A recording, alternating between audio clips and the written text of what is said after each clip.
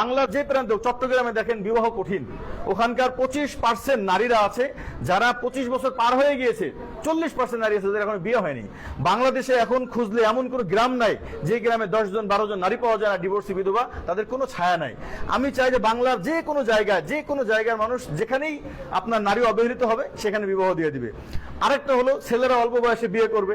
আমাদের দেশে পুরো বিয়ের আদর্শটা হয়ে গেছে কঠিন। ছেলেরা বিবাহ করতে চাইলে তাদেরকে বিবাহ করতে দেওয়া হয় না। মেয়েরা 12 বছর 13 বছর 14 বছর হয়ে গেছে, মেয়েরা বিয়ের আগে অ্যাবর্শন করতেছে। গত বছর বাংলাদেশে অবিবাহিত নারী অ্যাবর্শন করছে প্রায় 4 লাখের উপরে, আমার কাছে রিপোর্ট আছে। একটা অবিবাহিত মেয়ে 4 লাখের উপরে অ্যাবর্শন হওয়া লাগলো। এই নারীগুলোকে বিয়ে দিবেন যে স্বামীর কাছে, তাকে তো দিবেন অবিবাহিত হয়ে, কিন্তু এর আগে কিন্তু সে অ্যাবর্শন করে ফেলছে। নারীগুলো এই জায়গায় গেল কেন?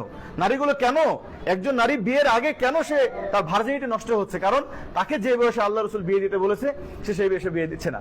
এখন শেষ কথা হলো মোহন ভাই, আমার আইএমবি মানে আইডিয়াল ম্যারেজ ব্যুরো, শুধু একাধিক বিবাহের জন্য না, আইডিয়াল ম্যারেজ ব্যুরো। দাম্পত্য লাইফ, কোন বয়সে বিয়ে করতে হবে, আদর্শ দাম্পত্য জীবন, অল্প বয়সে বিয়ে করতে হবে। দেখেন দুলা ভাই ওনার 13 বছরের মেয়েকে বিয়ে দিয়ে দিচ্ছে, বুঝতে পারছেন? এরপরে ওনার আর এক মেয়েকে, সে হলো 3 নম্বর স্ত্রী হিসেবে বিবাহ দিয়েছে।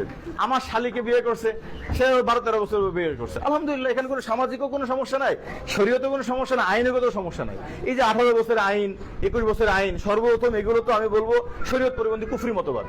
এরপরেও আমি এগুলো রিসার্চ করে দেখেছি যে এই আইনের মধ্যেও বলা হয়েছে যদি উভয় পরিবার যদি বিষয়গুলোকে সম্মতিক্রমে নেয় তাহলে আর কোনো সমস্যা নেই। কিন্তু সমস্যা হলো যে আমার মেয়ে 15 হয়ে যাচ্ছে, 16 হয়ে যাচ্ছে, 17 হয়ে যাচ্ছে, তারপরে আমাদের কাছে মনে হয় আমার মেয়ে ছোট আছে, তো দেখা যায় এই ক্ষেত্রে সে অনেক গুণাগার হয়ে যায়। তো আলহামদুলিল্লাহ ভাই, আমার আরো অনেক লম্বা কথা আছে। আমার সব থেকে বড় ভালো লাগার যে জায়গাটা, যে আমি আসলে মূলত যেদিন আমি এই কাজ শুরু করি, এটা কিন্তু আমার একেবারেই ইস্তেখারা করে এবং হজের সফরে এটা আমার ইস্তেখারা করা। যখন আমি কাজ শুরু করেছিলাম আমাকে সবাই বলেছিল যে বাংলার কেউ তোমার কথা মানবে না, তোমাকে সবাই লুচ্চা বলবে, চরিত্রহীন বলবে। সেদিন আমার এই বাংলার 17 কোটি মানুষকে সামনে রেখে আমি নিয়াত করেছিলাম সবাইকে আমার নবীজির আদর্শকে আমি বুঝাবো।